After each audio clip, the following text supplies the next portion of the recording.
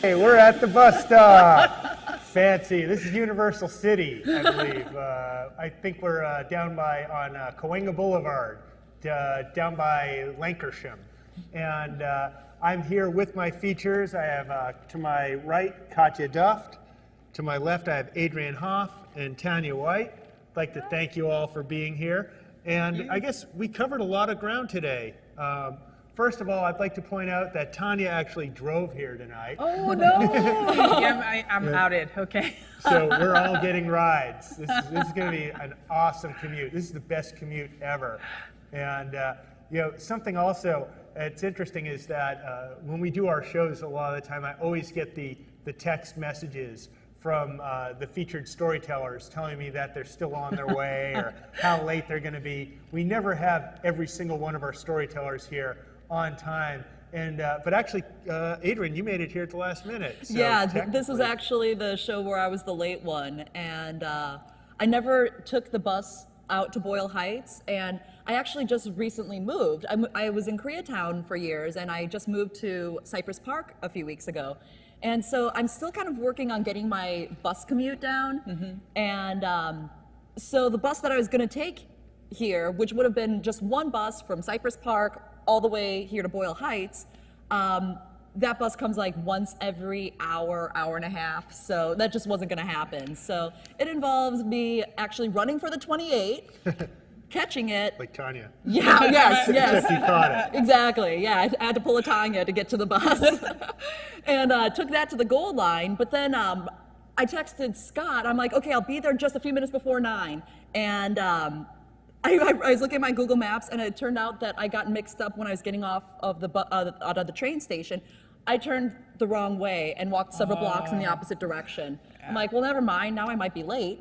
But then, saved by the bus, like a bus came right at the corner I was standing on. I'm like, hallelujah, perfect timing.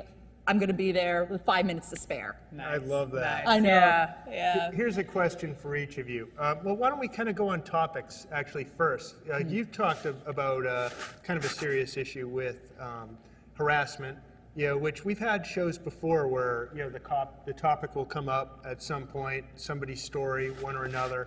And that always tends to get a response, especially from the women in the crowd. It seems like they all experience some form of harassment almost daily. Do you find that? Is it a daily type deal or weekly? Or how is it for the three of you? I never get harassed. I'm just, people just aren't attracted to me. Well, let's start with Katya. I almost never get harassed because when I travel, the face I make, you should see my face when I travel. That's the close-up camera right there. Yeah, in Russia we call it the brick face.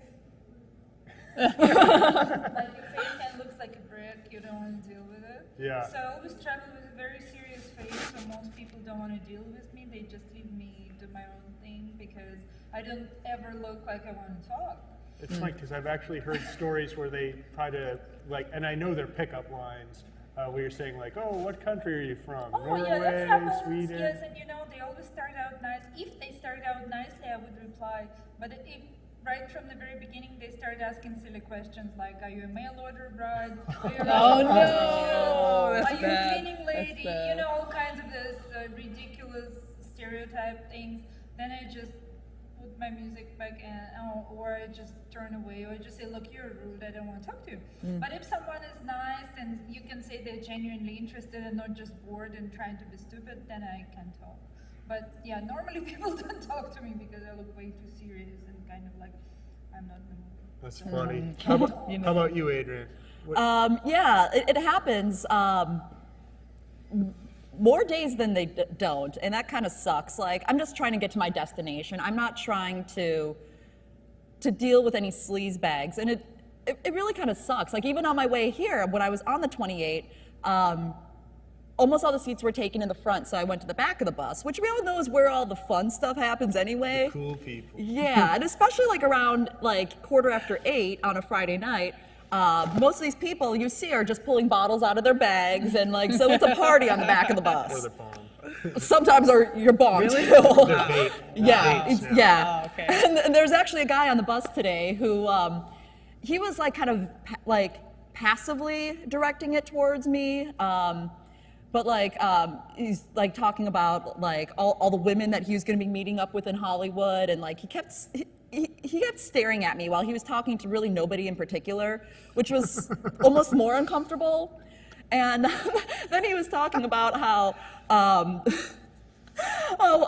women often don't like him because he wears too much cologne, and he's like, well, yeah, well, that's their problem. What would they rather have me smell like, a bunch of beer? Was he wearing a lot of cologne? He was, and he still smelled like beer. Right, exactly. Was his cologne like eau de barfly? Oh, totally. It was awful. And how about you, Tanya? I don't get a lot. Usually, I joke that, I'm tall and I'm black and have kind of an intimidating afro, so Yeah. nobody really bothers me. So what I do get is a lot of conversation from a lot of homeless men. Okay. I don't know why that is, but I really don't mind, as long as someone's not, most people are really respectful, and if you can shut them down pretty quickly, if you're like, I don't want to talk to you. Yeah. Then most people will be like, okay, then I don't want to talk to you either, and Yeah. they'll leave you alone. But yeah, I've never been harassed to the point where I actually felt in danger. Yeah. I've never felt that. But yeah, it gets annoying. You get annoyed with oh, you're so pretty, why don't you smile? Sure, it's like, sure. Oh, yeah, exactly. It's like, oh, please don't do that. Or, or That's anything like, old oh, you school. look good. Or hey, heaven must be missing an angel today. You're like, yeah, exactly.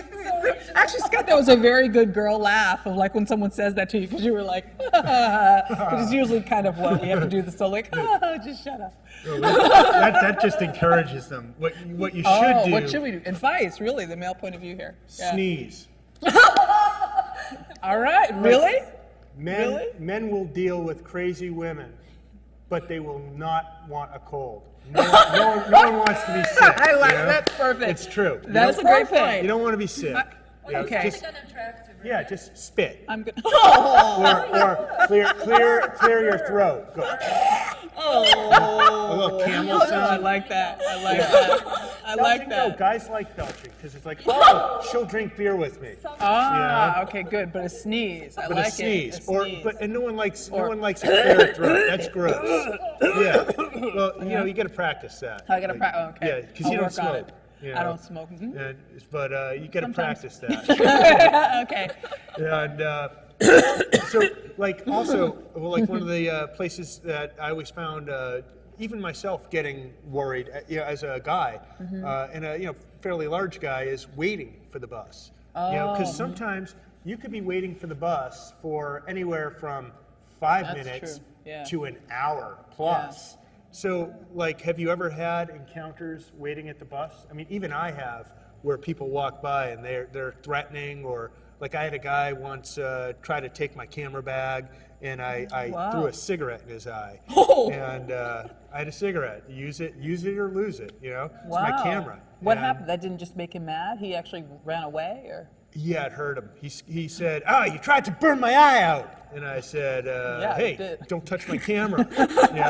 I should have said. Very observant of you. Right. And then, about maybe 30 minutes later, the better line came to me. "You owe me a quarter," and that's what cigarettes cost back then. Thank you. You owe me a quarter, bitch. And but have you ever felt worried, fearful for your well-being at waiting for the bus? No, not really. I once felt like the smell was awful because me and that one lady spent about 25-30 minutes on the bus stop together. That's the story I once told at Busted about an Armenian lady who was transporting a bucket of feces. What? Person? I was not at that show. No, you were not. That was No. Yeah, you'd remember it. Oh yeah. So the lady shows up, right, and she has a bucket of something, and it's kind of a little smelly, and I'm like, what do you have? So I ask her, and she speaks Russian. She's like, oh, do you know this little area in the park where you can ride a pony or a horse? I say, yes.